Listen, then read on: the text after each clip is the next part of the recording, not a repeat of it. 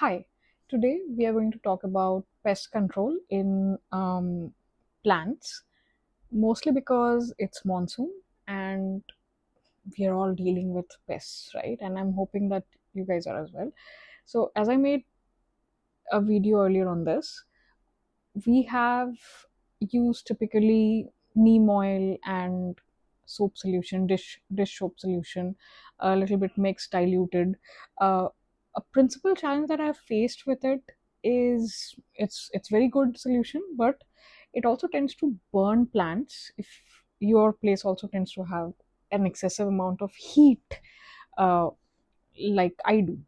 So I have started, approaching the whole pest control problem as a little bit alternative approaches to pest control. So in nature, whenever we see monsteras, aglonemas, they don't get so many mealybugs, right? So a principal thing at work for them in their natural habitat is actually their natural microbes, the good microbes, right?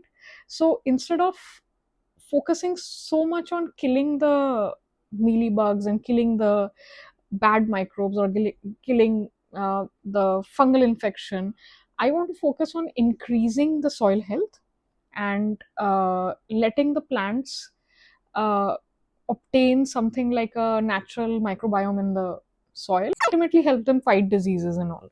So in relation with that, I have started using these two products from Utkarsh and I found good results so far. So I am sharing this after using these products for 6 7 months, and I have mostly been pest free even during the monsoon season here, right? So what have I been using from Utkarsh? I have first used Trichoz-P and Verticoz-P. So both of them are actually a little bit of an alternative to neem oil, but what we have done is we are introducing highly beneficial microbes. And what is Verticoz-P? Verticoz-P is actually Verticillium Lecanii. I don't know if I'm spelling it right, but this is actually an insect killing fungus. So it is something that is natural on the soil, and if you add that ratio, right, uh, the spores actually touch the mealybug's outer body and they penetrate the insect's waxy cuticle, grow inside, and kill the insect from inside out within 4 to 6 days. So it automatically, stops them from procreating in that area, right? If you keep spraying. So I have typically done every 15 days, I do once Verticoz-P, once Trichoz-P, right? So Trichoz-P is also, this is Trichoderma Viride. I think we have heard many different versions of this. A lot of people prefer using SAF fungicide, which is killing the fungus, the bad fungus. I I have used successfully Trichoz-P for many of my cuttings. So, say I have a fresh cutting, something that I have gotten from a garden or something that has fallen, but someone has given me that cutting. So, what I do is initially I will basically let it callose the cutting side, and then I'll dip it in Trichoderma variety, which is Trichoz-P, by the way. It's a white powder type of thing. So, I'll basically dip it, and then I'll dip it in rooting hormone, and then I'll put it in a very sterile media. It may be river sand, it may be perlite. So I've gotten way more success rate with that. And Trichoz-P I also used to spray uh, for the plants as well, not just for cuttings, right? So this is essentially a biofungicide and a bionematicide. I'm not a full on biologist, but from what I understand is it does not kill mealybugs. Instead, it colonizes the roots to destroy harmful soil-borne pathogens like root rot and wilt, and dramatically boost the plant's overall immune system and root health. So what I'm trying to do is, instead of trying to kill the bugs after they come to the plant, I'm trying to make the plant stronger to begin with. So even if they get a little bit of mealybug infection and I miss it for 1 or 2 weeks, the plant is not so terrible that it will wilt and rot and die. So if you want to differentiate between the two, right? So the Verticoz-P is actually targeting the sucking insects, which is mealybugs. It's used as a foliar spray, and Trichoz-P, I actually do a soil drench Okay, so it's actually root pathogens, and its action is as a biofungicide. So what I typically do is about 7 to 9 grams of verticoz I mix per liter of water and spray it all over the plant. Okay, and especially the undersides of the plant and the stem joints and the new leaf that comes in, right? The new baby leaves that come in, the mealybugs love sitting on that. So I basically spray that joints, and then the leaf, I basically pick up the leaves and then spray below it as well, especially for aglonemas and monsteras. I've been doing that recently. For Trichoz-P, the thing is 7 to 10 grams of Trichoz-P per liter. And what I do is I pour the solution directly in the soil in and around it. And this is very critical if you're using Trichoz-P as your defense mechanism for your plants. You can't also be using things like SAF fungicide for some time. Like let the beneficial microbes grow in the soil before you can do that.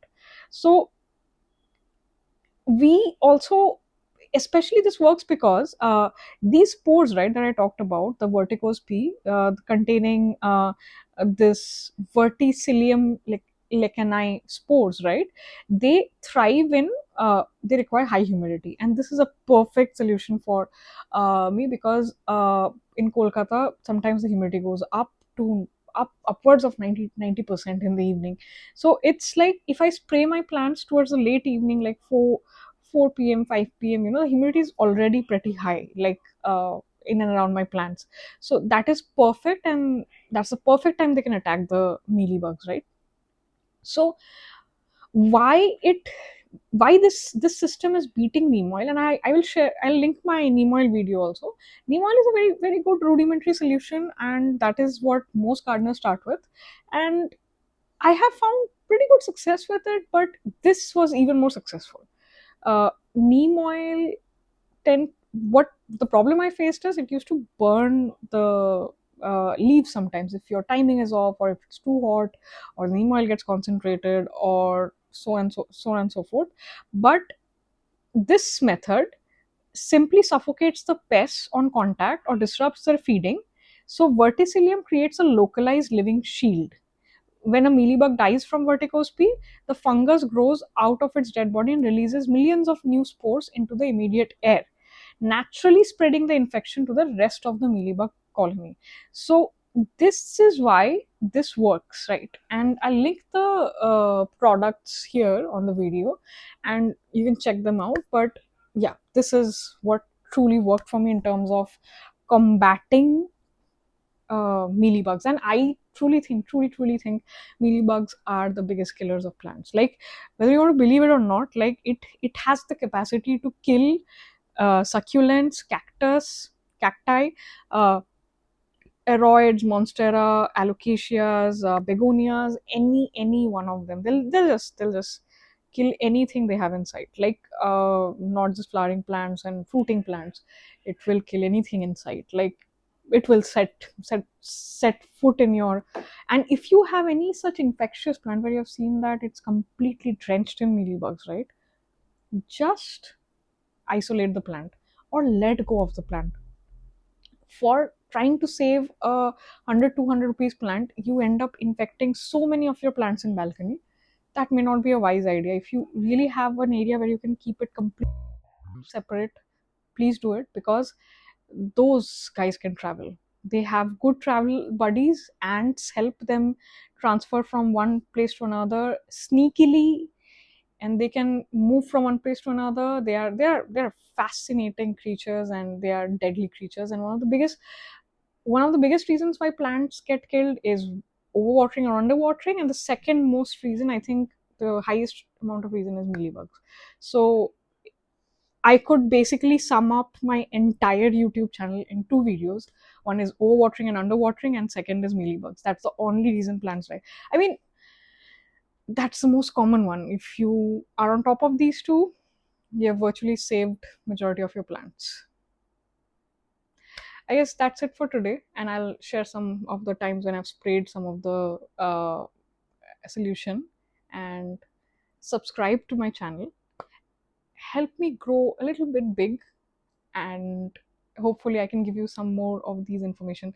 I've not been feeling motivated to create more videos like this because uh, this channel is not monetized yet, and it's like I was not getting so much engagement, so I just stopped making videos, but I guess I'm trying to share my learning that I'm trying to learn from gardening, and hopefully you guys can show some love. Signing off.